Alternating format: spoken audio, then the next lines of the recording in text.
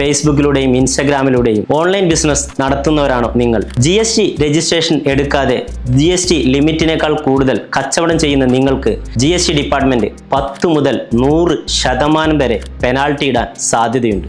ആയതിനാൽ നിങ്ങളുടെ GST പരിധിയും GST രജിസ്ട്രേഷനും ബാധകമാണോ എന്ന് നിങ്ങൾ പരിശോധിക്കണം. രണ്ടാമത്, നിങ്ങൾ യൂസ് ചെയ്യുന്ന ബാങ്ക് അക്കൗണ്ട് ഒരു വ്യക്തിഗത ബാങ്ക് അക്കൗണ്ടാണ്. ആ ബാങ്ക് അക്കൗണ്ടിലേക്ക് വരുന്ന അമിതമായ ബാങ്കിംഗ് ട്രാൻസാക്ഷനുകൾ നിങ്ങളുടെ ബാങ്ക് അക്കൗണ്ട് ട്രാൻസാക്ഷനുകളെ മരവിപ്പിക്കാൻ ബാങ്കിന് അധികാരം നൽകുന്നതാണ്. മൂന്നാമത്, നിങ്ങളുടെ ബാങ്കിൽ വന്ന ട്രാൻസാക്ഷനുകൾക്ക് ഇൻകം ടാക്സ് നോട്ടീസും പുറപ്പെടുവിക്കും. ഏറ്റവും പ്രധാനപ്പെട്ടത്, പുതിയ കൺസ്യൂമർ ആക്ട് 2020 പ്രകാരം ഓൺലൈൻ മാർക്കറ്റിംഗ് ചെയ്യുന്ന വ്യക്തികൾ അവരുടെ പാൻ കാർഡ് ഡീറ്റെയിൽസും ബിസിനസ് അഡ്രസ്സും റീഫണ്ട് പോളിസിയും കൃത്യമായി പരിശോധിക്കുകയും കൺസ്യൂമറിനെ അറിയിക്കുകയും ചെയ്തിരിക്കണം. എന്നാൽ ഇത്തരം കാര്യങ്ങളൊന്നും ഇല്ലാതെയാണ് നിങ്ങൾ ബിസിനസ് ചെയ്യുന്നതെങ്കിൽ നിങ്ങൾ ഏറ്റവും വലിയ ഒരു അപകടത്തിലേക്കാണ് നീങ്ങിക്കൊണ്ടിരിക്കുന്നത്.